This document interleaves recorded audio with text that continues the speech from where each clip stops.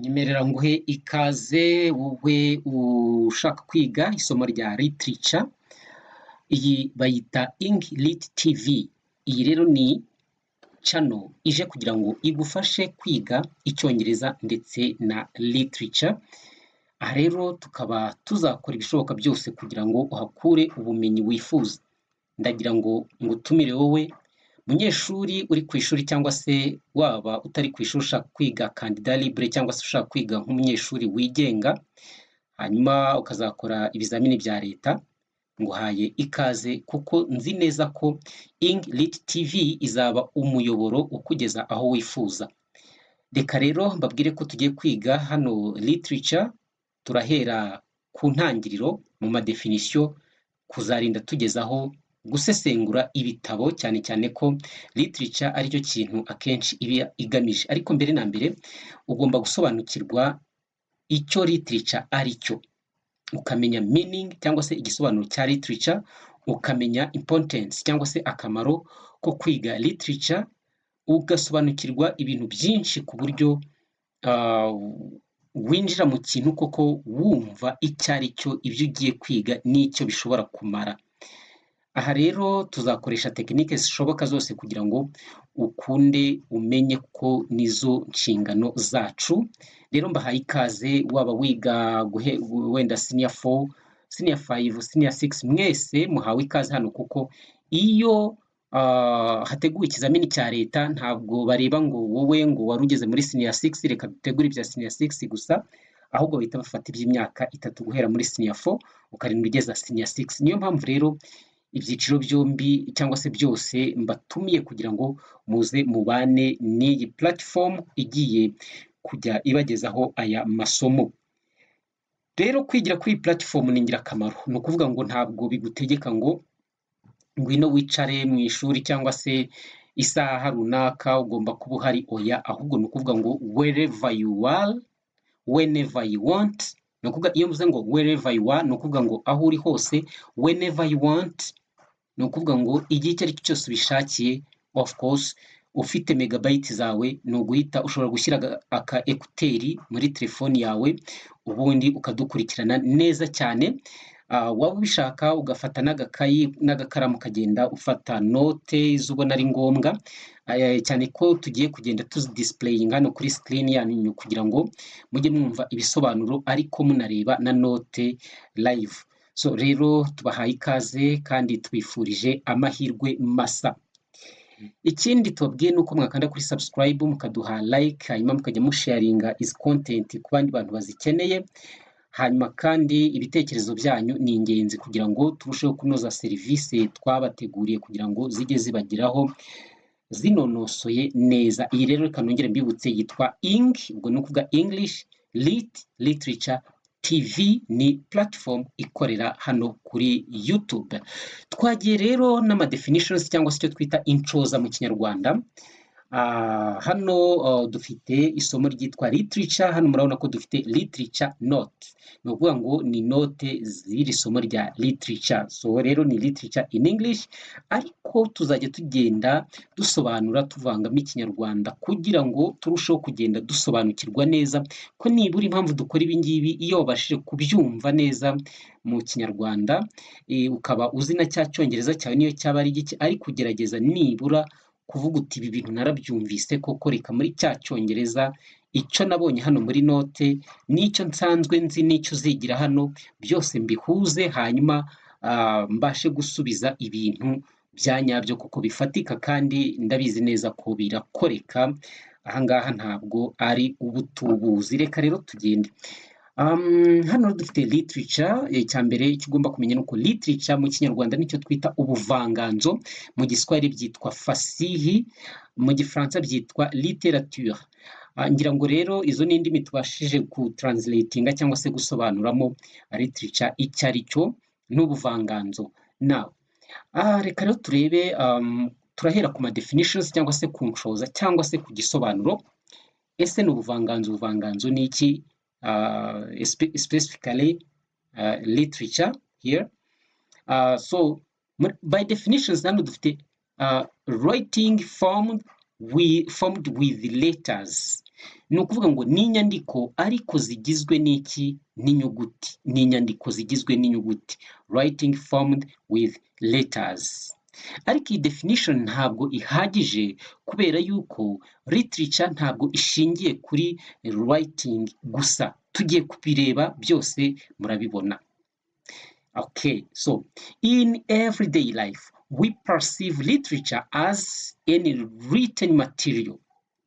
In the academic and social field, we perceive literature as a specific branch of art. Hano ibi birashaka kuvuga iki? In everyday life, mu buzima bwacu bwa buri munsi, we perceive literature as any written material. Ni ukuvuga ngo twebwe tubona cyangwa se dufata literature nk'aho ari inyandiko iyo ari yo yose. Urumva hano turacyari based kuri written, ariko si bitanditse byo bimeze gute? Humura turaje nabyo turabigeraho turagusobanurira. So now in the academic and social field, we perceive literature as a specific branch of art. Hanyuma iyo tuvuze ikintu kiri academic icyo gihe ugomba guhita wumvamo schools cyangwa se icyo twita education at school. Ni ukuvuga ngo ni uburezi bwo ku ishuri. Donc ibintu biri academic ni ibintu abantu bigira ku ishuri. None mu buryo rero ngo bwo ku mashuri cyangwa se no mu buryo bwa societe busanzwe abantu bagenda babana n'abandi, we perceive literature as a specific branch of art. Ahangaha iyo tugiye muri ubwo buryo buri academic, nongere mbisubiremo, academic ni ibikorwa cyangwa se ibyo ari byose bikorerwa ku mashuri, byigwa mu mashuri biba biri academic, ko hari amategeko biba bigomba gukurikiza. Hakaba noneho ibiri social, nibyo muri community, muri societe bisanzwe. Rero iyo tugiye mu buryo bw'amashuri tukajya no mu buryo bwa societe bisanzwe, literature tuyibona nk'aho ari ishami ry'ubugeni ryihariye, specific branch of art. Ishami ry'ubugeni ariko ryihariye, riri specific. Ngira ngo turagendana. Iyo tuvuze ubugeni hazamo guhanga indirimbo, gushushanya n'ibindi bigiye bitandukanye, kwandika. Ibi byose buriya ni literature. So now let's go. Literature is defined collectively as a branch of art that looks at man in his social, cultural, economic, religious, and political experiences by using language artistically. This is because literary writings are drawn from society's experiences.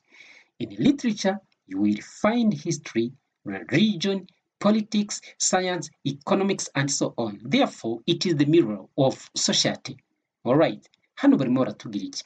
Barimo baratubwira ngo rero literature mu buryo bukomatanyije, collectively, mu buryo buri collective cyangwa se bukomatanyije bwagutse, literature isobanurwa nka a branch of art, ni ishami ry'ubugeni, that looks at a man. Ni ukuvuga ngo iryo shami ry'ubugeni ryiga ku muntu cyangwa se rivuga ku muntu. Uwo muntu rimuvugaho mu buhe buryo? Muri societe uburyo abayeho. A branch of art that looks at a man in his social, uburyo abayeho muri societe, muri community. Culture, mu buryo bw'umuco. Economic, mu buryo bwo kwiteza imbere. Religious, mu buryo bw'imyemerere.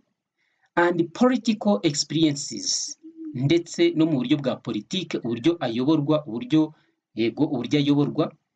By using language artistically. Ibi byose literature ikabivugaho ikoresheje language cyangwa se ikoresheje ururimi, ariko mu buryo bwa gihanzi, haba harimo ubuhanga nyine bwa gihanzi, birumvikana.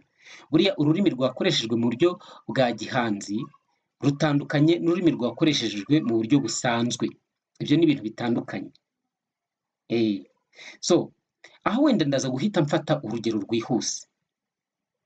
Hano baratubwira ngo mu buryo buri collective cyangwa se mu buryo bukomatanyije, literature ni ishami ry'ubugeni ryiga ku muntu mu buryo abayeho, mu buryo abana n'abandi. Mu buryo abana n'abandi. Ese uyu muntu bamufata gute muri sosiyete. Reka dufate wenda nk'agatabo kitwa Things Fall Apart, kanditswe n'umuntu witwa Chinua Achebe. Things Fall Apart, aka ngaka kavuga amateka kuri Nigeria. Haba harimo umugabo bamwita tragic hero, bamwita Okonkwo. Bamwita Okonkwo. Uyu Okonkwo yavutse ku mugabo witwa Unoka akaba yari umugabo urangwaga n'ikintu cyitwa laziness cyangwa se ubunebwe. Ariko umwana arivukira. Okonkwo yaje kuvuka ashaka gukora ikinyuranyo. Niyo mpamvu burya kwiga literature ni byiza, kuko hari amasomo menshi ugenda ukuramo iyo uri umuntu muzima uzi gutekereza. Iyo usomye ako gatabo gahita kaguha inspiration yuko nawe hari impinduka ugomba kuzana muri sosiyete, ariko ugashyiramo ubwenge no gushishoza. Okay, ndumva ngiye muri stories, ariko n'ubundi literature ni stories, ntimurambirwe, niko bigenda. Yes. Then uyu Okonkwo in his social, donc mu buryo yabanaga n'abandi bantu muri community, yafatwaga nk'umuntu uri exemplary cyangwa se w'intangarugero. Nubwo yari yaravukiye mu muryango usuzuguritse, aho se yari karyamyenda, ari umunebwe, ku buryo yicaraga ashwana n'umugore. Kubera iki? Kubera ibintu by'ubunebwe, akabyuka yivugiriza mu mwirongi. Ubwo mbese ibintu biri aho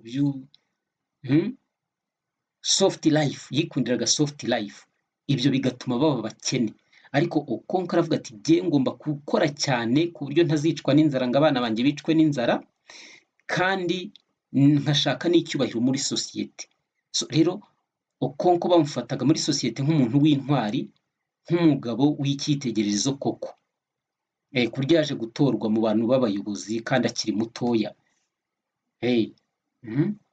Niho umugabo ntibuka neza, ariko umusaza yaje kuvuga ngo when a child washed his hands he could dine with kings, or he could eat with kings. Ngo iyo umwana yakarabye intoki neza ashobora guhabwa uburenganzira bwo gusangira n'abami.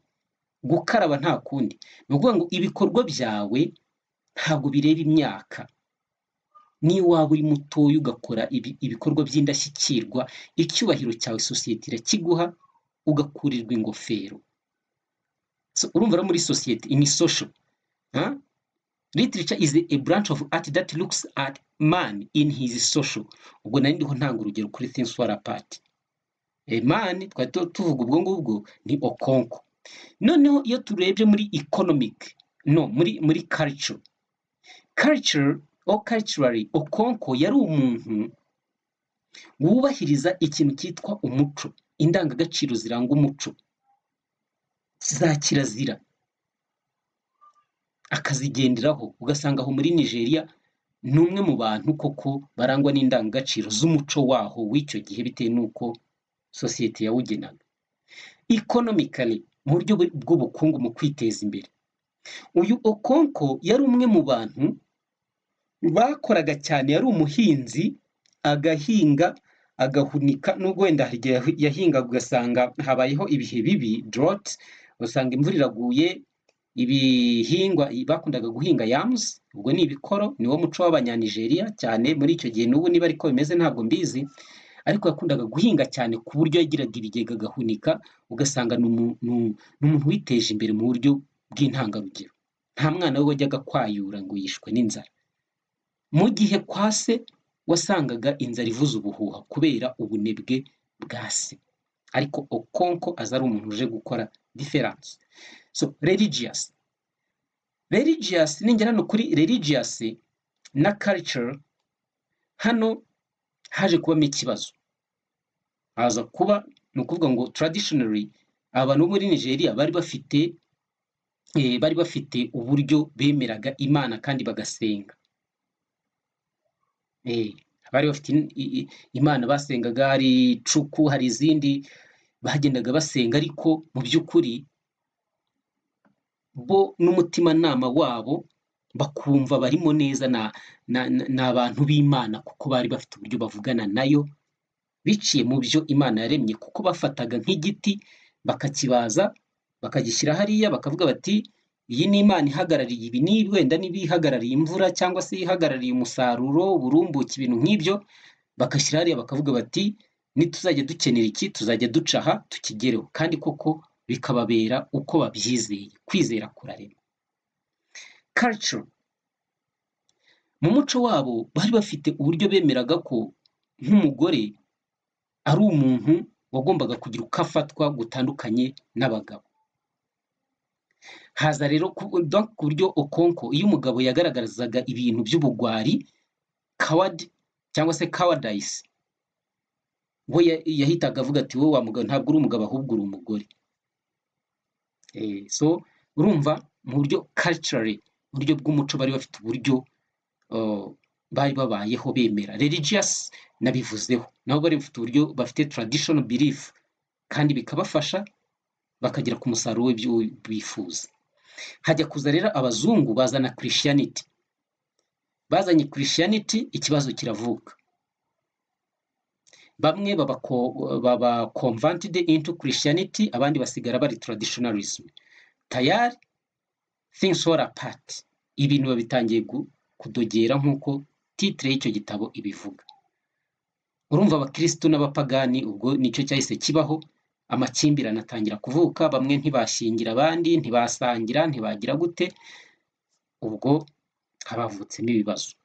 So rero literature ibi byose igenda ibirebaho: religion, culture, economic, yes, and politically. Nitugera kuri politically ni uburyo bw'imiyoborere.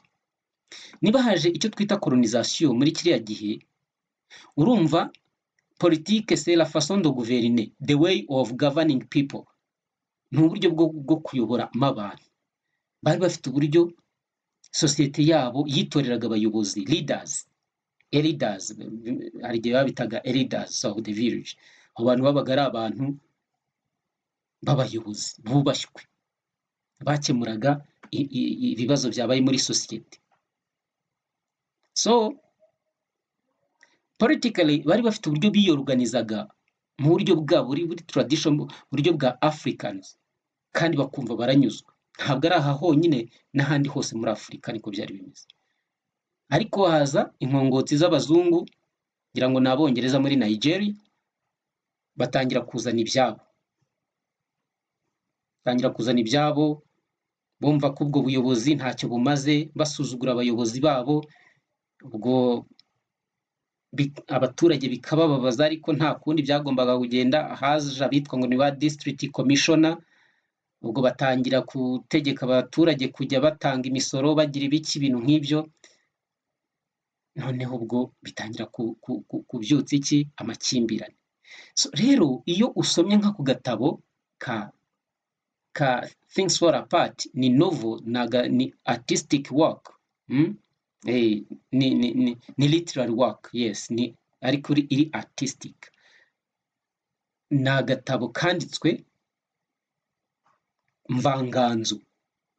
Uzasangamo iki rero? Uzasangamo umuntu uburyo abanamo na sosiyete ye. Twari dufashe urugero kuri Okonko. Culture, umuco we twabibonye, mu muco wabo byari bimeze gute. Economic, mu bukungu, imyemerere, religion, political, uburyo bw'imiyoborere, so experiences. So ahangaha rero uburyo nyine uwo muntu agenda aba muri ibyo byose, iyi literature igira gute, ibyigaho ikabireba. Noneho ubu nonaha wowe uri kwiga literature, ndimo ndagusobanurira nkahita nkwinjiza mu bintu bya Nigeria hirya iyo ngiyo. Ibyo ari byo byose hari icyo uhise umenya muri Nigeria uko before colonialism byari bimeze, ndetse na when the white men come in Nigeria uko byagenze. Urumva hahise habamo conflict zishingiye muri ibi byose, kuri social, kuri culture, economic, religious and political. Byose byahise biteza ikibazo, kandi mbere wumvise uko byari bimeze, uko abantu bari bayobowe. So rero ni ubumenyi uhita ugira, ukamenya amateka y'igihugu runaka biciye muri literature, ukamenya economic uburyo bari bahagaze, ukamenya religion imyemerere yabo uko byari bimeze, donc ukaba uri umuntu wagutse mu bumenyi rusange bw'uburyo abantu bagenda babaho. Si ibyo gusa ahubwo bikongera critical thinking. Niba umaze kwiga iyi novel ya Things Fall Apart ukareba uriya mu character Okonkwo uburyo yakoze, niba uri umuntu utekereza neza wakaba uhita umufata ukavuga uti se uyu mugabo namufataho nk'icyitegererezo ku buryo nanjye nshobora kwigana nk'ibyo yakoze. Ese ni ayahe makosa yakoze? Wenda cyane ko byaje kurangira nyine yiyahuye amaze kwica umuzungu. Ubwo ni story ndende, niba mushaka ko tuzayibasobanurira birambuye mwatwandikira muri comment tukazabisobanura, uretse ko iyi novel ntabwo ikibazwa muri national examination ariko birimo story nziza cyane. So ushobora kureba ukavuga uti ni ayahe makosa yakoze jyewe nakosora kugira ngo ibyo nubatse mbisigasire birambe. Nabwiye ko Okonkwo yavutse muri famiye afite se w'umunebwe uteye agahinda, uburyo amadeni bahora bamwishyuza ahora ashwana na ibintu byaradogereye. Hari igihe kimwe hari umugabo waje kumwishyuza, noneho ngira ngo ntabwo nibuka neza, reka ndeke kuvuga izina rye, ariko uwamwibuka yatwandikira muri comment. Yamugurije amafaranga, twabifata nk'amafaranga, nibyo bitaga ngo ni cowries. Noneho uwo mugabo agira gutya, yari agiye kuzamurwa mu ntera muri sosiyete. byari ari ibirori, reka ndeke kuvuga ikirori, byari kuba ari ibirori koko bifatika. Urumva umuntu uvuye mu rwego rumwe akajya mu rundi, sosiyete yabo niko yagendaga irankinga abantu. Iyo wakoraga neza bakuzamuraga mu ntera n'ibyubahiro byinshi cyane. Aza kwishyuza uyu, erega banza ari Obeyirika, ndumva ari uwitwa Obeyirika. Muze gukora research murebe neza. So noneho aza kwishyuza Okonkwo, araza amusanga mu rugo. Ntabwo ari Okonkwo, inoza ni Unoka. Ubwo aramwakira, amaze kumwakira ubwo agira gute, aramubwira ati rero rwose narinje kwishyuza. Umusaza yaramusetse, umugabo uje kwishyuza isoni ziramukora, arongera araseka. Ariko amaze guseka ni ukuvuga ngo kurya imyenda yari yarabigize nk'umuco. Arangije ngo yari yarafashe ingwa akagenda ashushanya aca imirongo ku rukuta rw'inzu ye. Noneho uwo afitiye amadeni menshi umurongo ukaba ari muremure, uwo afitiye utudeni dukeya imirongo ikaba ari migufi. Kuvuga ngo yabaga ari imirongo isumbanye, imirongo miremire n'uwo afitiye amadeni menshi, imiremire mo gakeya. Ubwo niko amadeni agenda arutanwa, namwe murabyumva nyine. Noneho ngo arangije arambwira ati niko ubu koko udufaranga wangurije tw'amafuti nitwo dutuma ntasinzira uhora untesha umutwe. Reba hariya kuri iriya rukuta. Ati bariya ureba uriya murongo muremure n'uwo buriya uri uhagarariye uwo mfitiye amadeni menshi. Iyi mirongo yose ni abantu ngiye mfitiye amadeni. Ati none wowe urabona ukurikije uko iriya mirongo iciye n'uko iruta, wowe ideni ryawe urabona ryaba riherereye nka he? Ahita amubwira ngo ryajya no kurasa rizarasira ku bahagaze mbere y'uko rigera ku bapfukamye imbere yabo cyangwa se munsi yabo. Nyuma akamubwira ati rero njye ninjya kwishyura nzahera kuri bariya b'amadeni maremare ureba, hanyuma wowe nzajya kukugeraho nabanje kuri bariya. So nta kindi rero uwo mugabo yahise akora, yahise afata utwebwo iyo bajyaga nyine gusurana bitwaza goat skin, uduhu tw'ihene ngira ngo akakazingazinga akagashyira mu kwaha, akagenda yagera mu rugo rwa mugenzi we akamusuhuza, yamuha karibu agahita karambura aho ngaho, niba ari hasi niba ari he akicaraho bagatangira bakaganira. Ni ukuvuga ngo twazaga intebe ni nk'umukeka. So urumva mu by'ukuri iyo wize literature hari uburyo igufungura ku mibereho y'abandi bantu bo mu bindi bihugu, nabyo ukabimenya, ukagira icyo wabigiraho. Donc reka rero twikomereze, turacyari muri literature, nari ngisobanura neza kugira ngo wumve neza impamvu basobanuye ngo literature is a branch of art that looks at man in his social, cultural, economic, religious and political experiences by using language artistically. Nari nguhaye urugero rw'agatabo kitwa Things Fall Apart kanditswe na Chinua Achebe. Now, this is because literary writings are drawn from society's experiences. Ibi ngibi impamvu bivuga gutya nuko ibyo umuntu byose yandika nta handi bituruka mu mibereho ya sosiyete abamo buri munsi. Ubu none wakubwira ngo ushushanye ikintu kitabaho ntabwo wabishobora, kuko icyo washushanya cyose hari isano gifitanye n'ikindi kintu gisanzwe kiriho. So, in literature, you will find history, religion, politics, science, economics, and so on. Therefore, it is the mirror of society. So, muri literature rero nyine n'ubundi uzasangamo amateka, byandi twavugaga by'abazungu baje gukoloniza Nigeria n'ibindi bihugu, religion, uburyo bazanye religion cyangwa se imyemerere, politics, uburyo bw'imiyoborere, kazamo science, uburyo bwo kwiga ubumenyi, economics, ubwo ni ubukungu ndetse n'ibindi. Ku bw'ibyo rero duhita tuvuga ko literature aricyo twita mirror of society, kuvuga ngo ni indorerwamo sosiyete igira gute, sosiyete yireberamo. So after that, reka turebe rero ku kintu cyitwa importance of studying literature, akamaro ko kwiga literature. So now, akamaro ko kwiga literature ni akahe? Number one, hari correct the current human mistakes. Hari ugukosora imico, donc hari ugukosora amakosa y'abantu. Correct the current human mistakes. Kosora amakosa y'abantu. Number two, there is cautioning people on how to behave. Ikindi ni ukuburira abantu uburyo bagomba kwitwara. Number three, connect nowadays behavior to the past. Icya gatatu ni uguhuza imyitwarire y'uyu munsi ndetse n'iya kera. Number four, there is compare the modern to traditional and prepare the future. Ni ukugereranya iby'uyu munsi cyangwa se umuco w'uyu munsi, ndetse tukabasha umuco n'imyitwarire by'uyu munsi, ndetse tukagira gute tugategura n'ahazaza. So after that, reka turebe kuri categories of literature. Ubwo ni categories, ni ukuvuga ni ibyiciro bya literature. Literature is categorized into two broad categories. Ahangaha ugomba kumenya ko literature igabanyijemo kategori cyangwa se ibyiciro bibiri byagutse. Icya mbere ndagira ngo bikurikire neza, hari academic literature hakaza na social literature. So ese iyo tuvuze academic literature na social literature bitandukaniye hehe?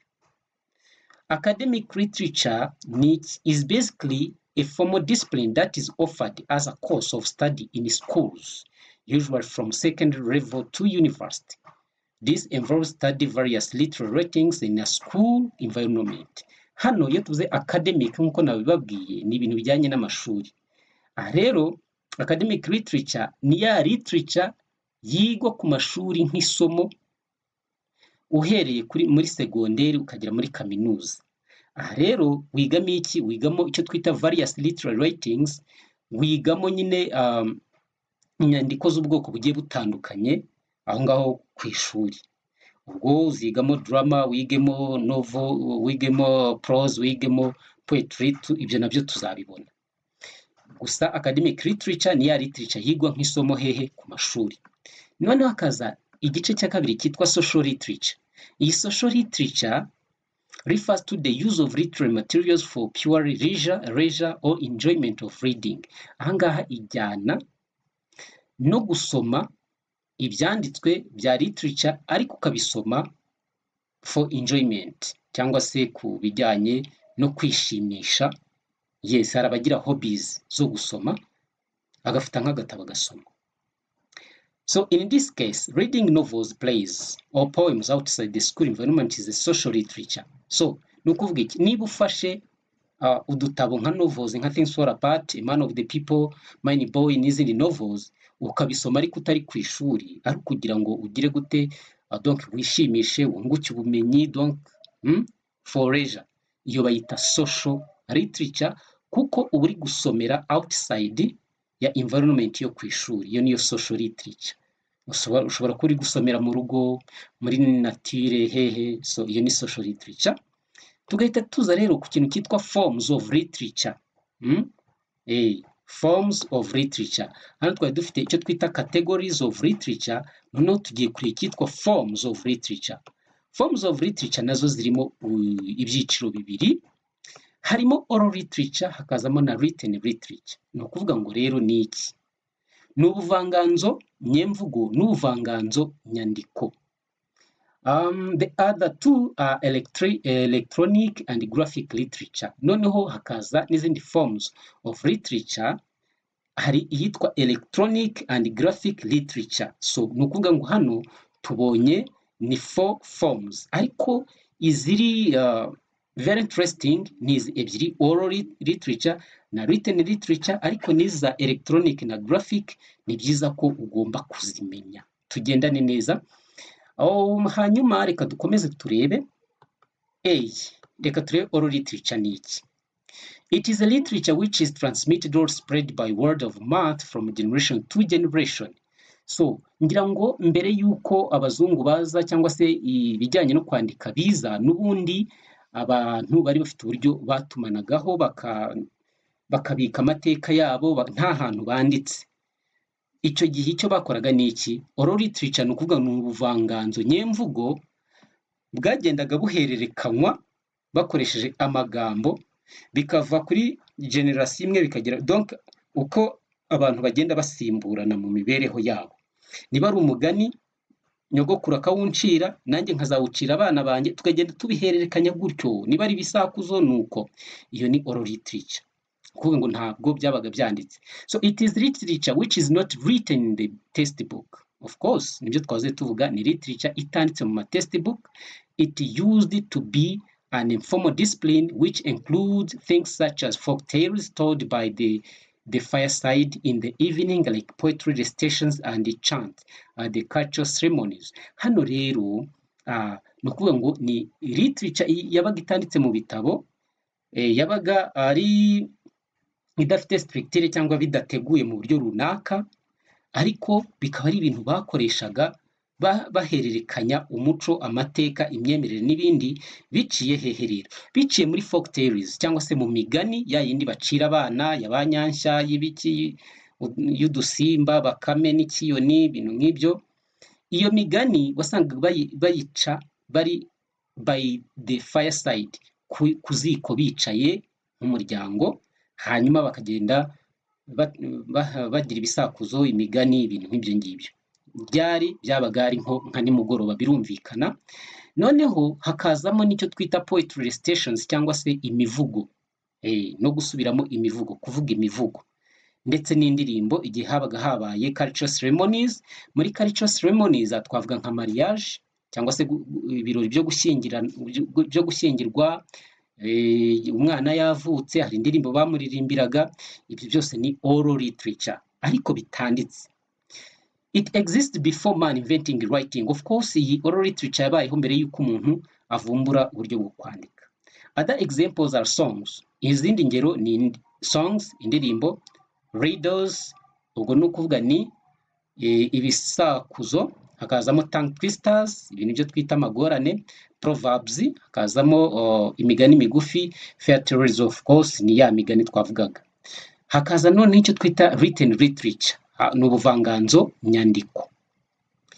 It is literature which is written down on paper or other solid material. Ni ukuvuga ngo written literature ni bwa buvanganzo noneho bwabaga bwanditswe n'amakaramu ku mpapuro cyangwa se ku bindi bikoresho bikomeye nk'amabuye. Murabizi ko mu Misiri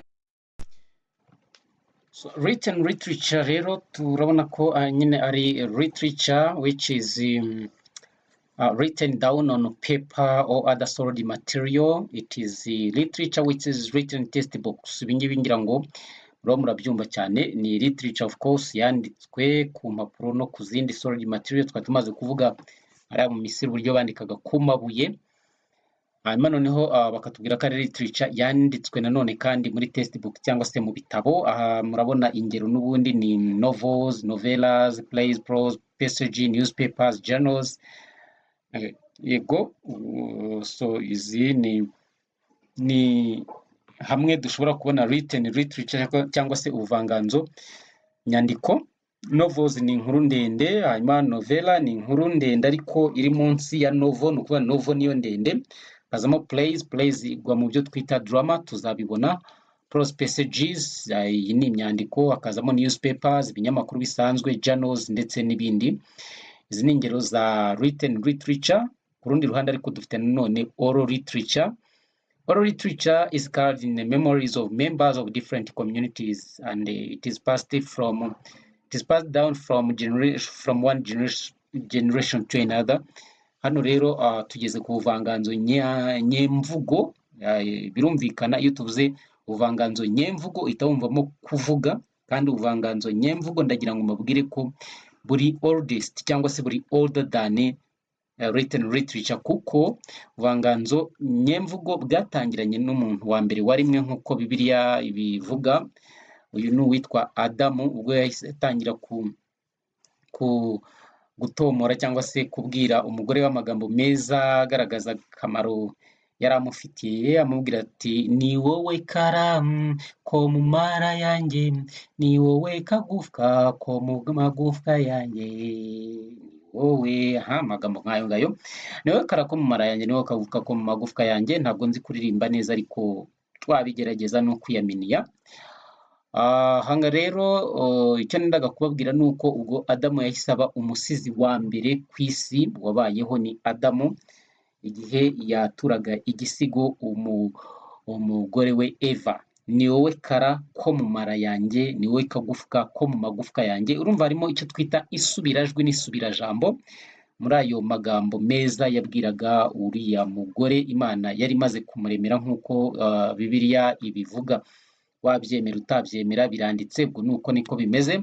Niba hari indi realite iri inyuma y'ibyo ngibyo, ubwo nuko ni research. So twebwe ni ukugira ngo twereke literature ubuvanganzo bwabayeho gute, bwabanje n'ubuhe, bitandukaniye hehe, nibyo turimo hano. Kandi ni byiza ko ubifata ku buryo nawe wazabisobanurira abandi, niyo wabibazwa ukabasha kubisubiza. Niba rero wiga Kandida Libre rwose ntugire ikibazo, iyi Lit TV izagufasha kwiga neza. Niba uri n'umunyeshuri wiga uhora wiga uri kumwe na mwarimu n'abandi banyeshuri, nawe kandi don't worry, we are here kugira ngo tubashe gusubiramo neza ibyo wize, wenda turusheho no kubikumvisha cyangwa se natwe tugire umusanzu dutanga dufatanyije n'abandi barimu, birumvikana. Niba rero wumva wakunze amasomo yacu, kanda kuri like maze ubundi uduhe na comment utubwire uti rwose congratulations, ibintu muri gukora ni inyamibwa cyane, mukomeze hejuru cyane. Reka rero dukomeze, turacyari kuri oral literature. Tubabwira ko ari ubuvanganzo nyemvugo, ari nabwo bwabanje ko bwatangiranye n'iremwa rya muntu. Twatanze urugero rwa Adamu Adamu ubwo yahimbiraga igisigo umugore we Eva. Nibyo rero hano bakomeje batubwira ngo hano baragenda batubwira ngo is card in the memories of members of different communities and it passed from one generation to another.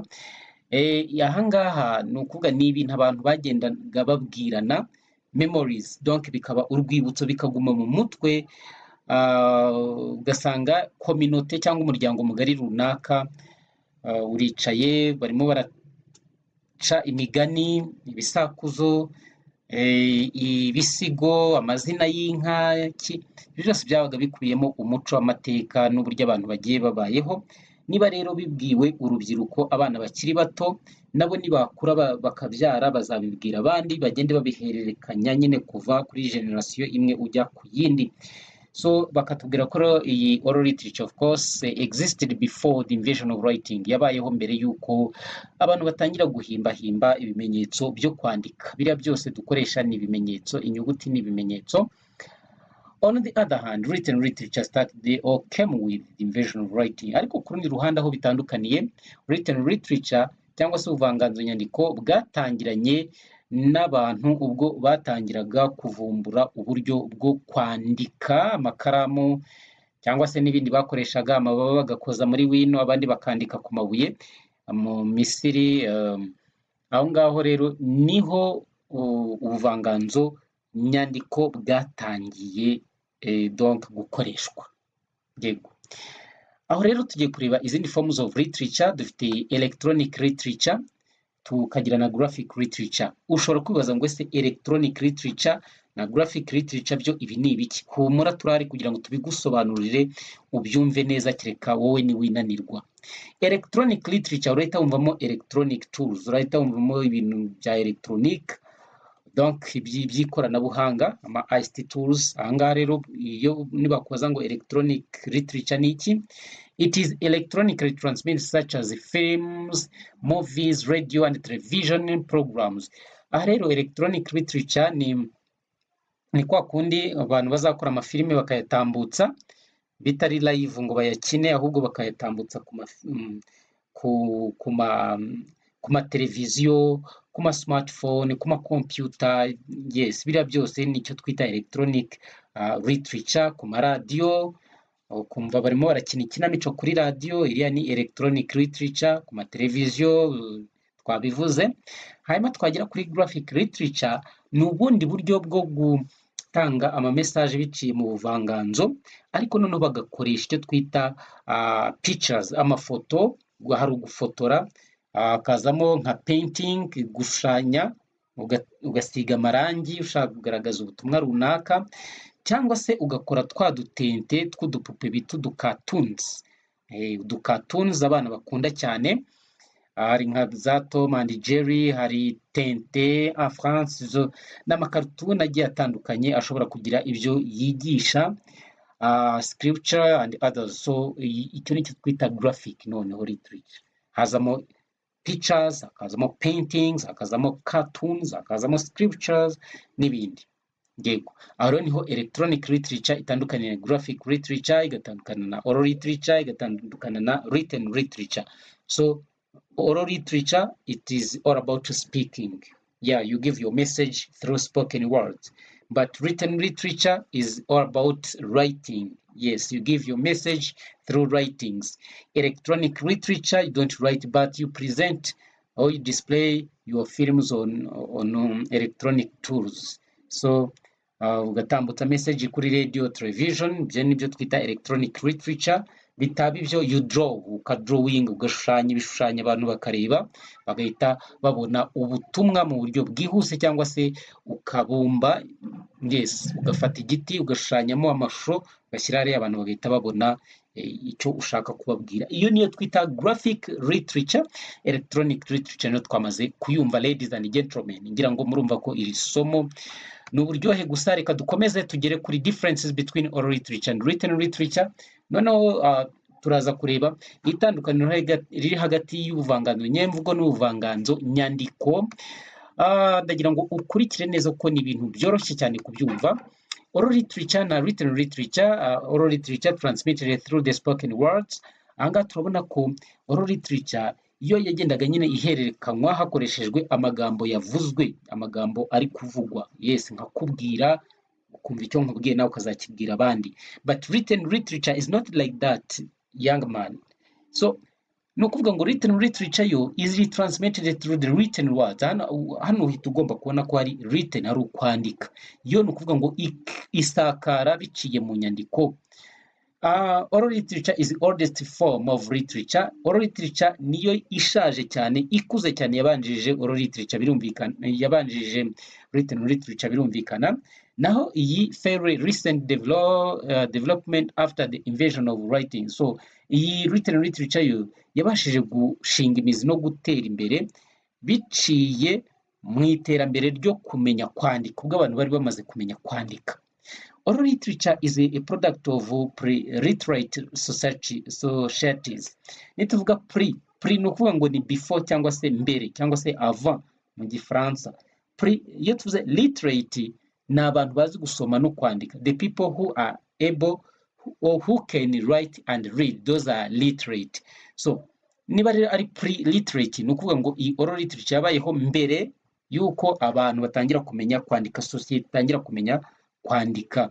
Naho written literature is a product of literate societies. Written literature yo rero ni umusaruro wa societe uko yatangiye kumenya kwandika, ni nako iyo written literature nayo yatangiye kuba developed cyangwa se yatangiye gukura. Hano number 4 bakatubwira ngo it is owned by the whole community. Oral literature yari y'abantu bose, nta n'umwe wari uyihejwemo. Ariko uraza gusanga nka written literature yo igize gute, yo ari ya individuals. It is owned by individuals, ni ukuvuga ngo ni abantu bamwe na bamwe birumvikana bagiye ku mashuri bakiga bakamenya kwandika, cyangwa se n'undi wamenye kwandika mu bundi buryo, uwo ngo niwe ubasha kugira access no gusobanukirwa ibyanditse. Urumva ko ni ikibazo ku bantu batazi gusoma, aho ngaho baba bahejwe. Nicyo kibazo nyine cya written literature.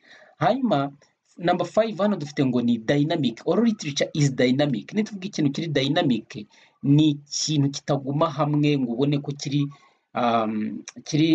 kiri closed ahantu hamwe nko muri gereza, oya. Ahubwo oral literature ni ukuvuga ngo yari y'abantu bose, donc no gusakara kumenyekana ari ibintu byoroshye.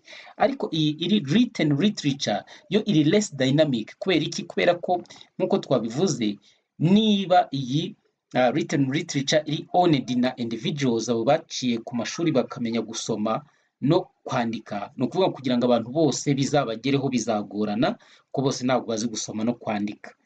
Bizaba ari itsinda rimwe, ngiye kuvuga agatsiko, ariko ni itsinda rimwe ry'abantu bazi kwandika batazi kwandika, nawe urabyumva. Number 6 acquired informally in the community. Ni ukuvuga ngo informally, ikintu kiri informal ni ibintu bidafite porogaramu runaka bikurikiza ngo nurangiza kwiga baguhe certificate, donc ni ibintu wigira ahantu hariho hose. So ni ukuvuga rero ngo oral literature iroroshye kwiga, ko muri community, umuryango mugari w'abantu, aho ugeze hose washoboraga kwiga iyi oral literature. Usanze baca umugani ukicara ukawumva, wasanga basakuza nuko usanga baririmba ugatega amatwi, so ugasanga rero ni ibintu byari byoroshye. Hanyuma kubyiga acquired informally in schools. Hano ubwo harahitazamo schools, ni ukuvuga ngo written literature n'ahandi wayigira uretse ku ishuri, ukagenda ukiga gusoma no kwandika. Wamara kubimenya utangira of course kwiga iyo written literature, kwandika ibitabo, kugira kubisoma, kugira gute. So nko ku ishuri birumvikana, wenda reka dufate nk'urugero nkamwe muri kwiga za senior 4, senior 5, senior 6 mukiga kaminuza, donc hari programu mupangiye yo kuvuga ngo muri senior 4 tuziga literature, units n'izi, tugira senior 6, senior 5 nuko, nitugira 6 nuko tuzabazwa duhabwa ama certificate, dukomeze kaminuza nabyo nuko. Icyo gihe iyo ni formal literature noneho iri kuba acquired aho ngaho, kubera ko hari curriculum muri programu zipanzwe. So rero urumva biri limited, ni ukuvuga ngo ababigiraho access baba ari bake cyane, mu gihe oral literature yo rwose yari iya buri muntu. Reka turebe number 7 not easily preserved. So now turabonamo ko hari imbogamizi z'uko oral literature ntabwo byoroshye ko ishobora kubungabungwa ngo igumane umwimerere wayo. Kubera iki? If I tell you something today, tomorrow if you are going to retell it to another person, maybe you can change something or reduce my message or change my message. Yes, ni ukuvuga ngo niba nonaha ngize ibyo nkubwira, wowe nujya kubibwira undi muntu, ushobora kuzagira gute message yanjye kuzayihindura, cyangwa se ukagira ibyo wongeramo cyangwa ibyo ugabanya. Niyo mpamvu n'ubu na Bibiliya zigenda zikomeza guteza ibibazo, ugasanga abantu barabisoma ntibabyumva kimwe, kubera ko hari ibyo usoma ukumva ababyanditse nabo barakubwira bati natwe twabibwiwe na ba runaka babanye na Yesu. Urumva abo bantu credibility yabyo kugira ngo ibyo bintu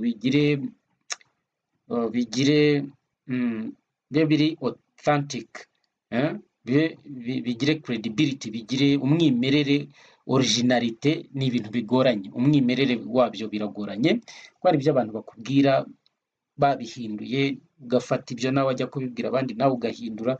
usanga oral literature ni uko nguko kuyibungabunga ni ibintu bikaze, ariko nitujya kuri written literature uzabona ko iri easily preserved, byo biroroshye kuba ibyo bintu wabibungabunga ukabibika bikagumana umwimerere, kuko nonaha niba hari ibaruwa wigeze wandikira wenda inshuti yawe mu myaka 20 yashize, ubu wongeye ukayifata ukayisoma wasanga ibyo wanditse ari ibyo, nta kindi byahindutseho.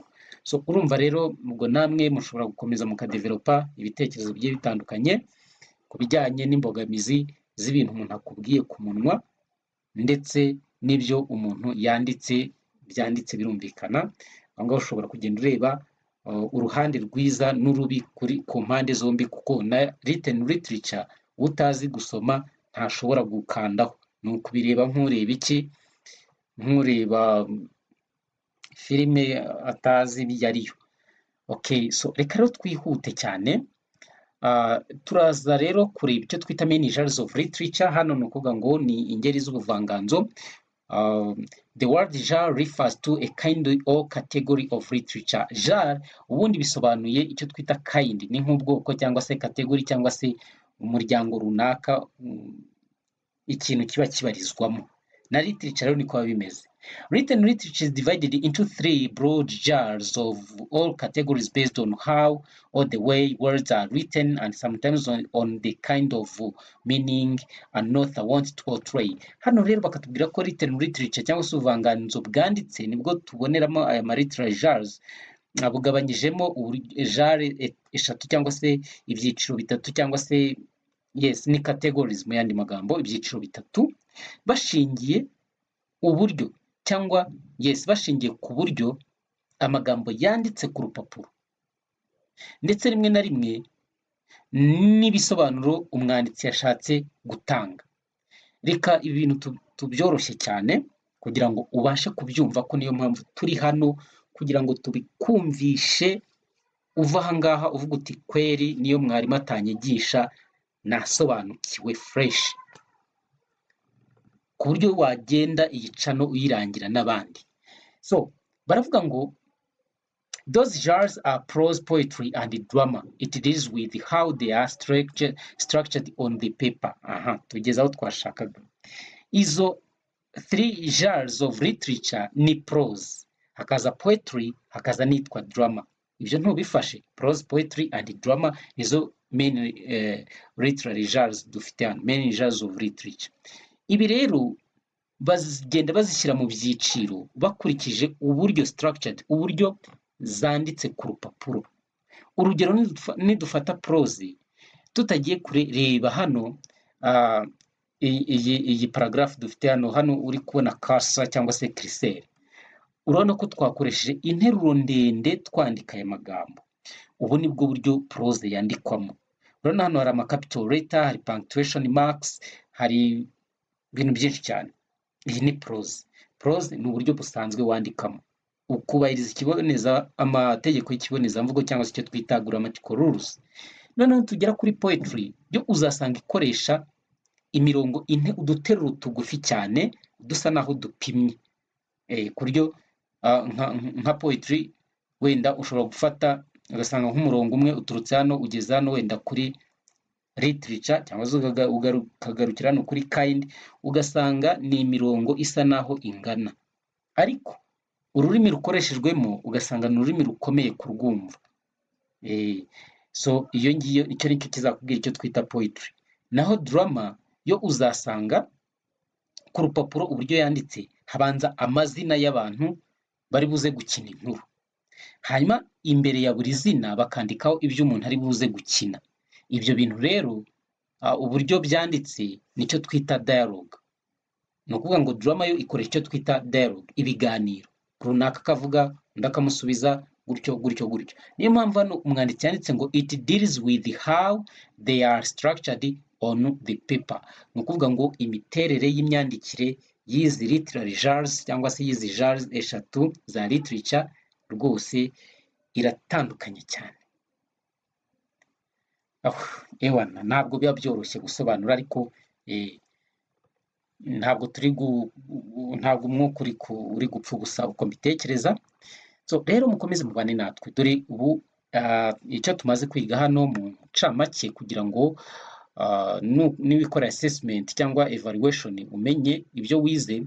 Twize definition za literature, twiga akamaro ko kwiga literature, importance of studying literature, twiga categories of literature, murazibona hano: academic literature, social literature. So academic twabonye ko ari bya bintu ugenda ugasomera ku ishuri, naho social ni bya bintu ugenda ugasomera hanze mu buryo bwo kwishimisha cyangwa se kugira ngo ube so like a hobby. Hanyuma tuza kureba icyo twita forms of literature, tubona form ebyiri: oral literature na written literature. Twagiye tubona ibisobanuro byazo aho bitandukaniye, tuza kubonamo electronic, tuza kubonamo na graphic, murabyibuka. Hanyuma turangije tureba kuri icyo twita differences between oral literature and written literature, aho bitandukaniye. Oral literature itandukaniye na written literature. Tugenda tubonamo imbogamizi ku ruhande rumwe, iki gifite izihe mbogamizi ku bantu, iki gifite izihe zindi ku bandi bantu. So ibyo twabibonye. Aho dusoreje ni kuri main genres of literature, tubonye ko ari eshatu: prose, poetry and drama. All right, ladies and gentlemen, we are about to call it a day. Ariko ntabwo birangiriye ahangaha, tuzaza tureba icyo twita key aspect of prose, key aspect of drama, turebe tugende tubisobanura. Tuzagera aho tugomba kureba muri prose turebemo ama novels, tuyasobanure. Ni inkuru nziza cyane ziba ziryoshye. Tugere muri poetry turebe types of poetry, turebe drama. Yego, ni ibintu ubona ko bifite akamaro cyane. Stay in touch. Nakubwiye ngo niba wiga Candidat Libre, guma hano udukurikire, tuzakugezaho byinshi wifuza kumenya kandi bizagufasha gutsinda neza ikizamini cya leta. Literature is very easy. Ni isomo ryoroshye cyane kuryumva. So turabakunda cyane. We love you so much. Stay in touch with the English TV.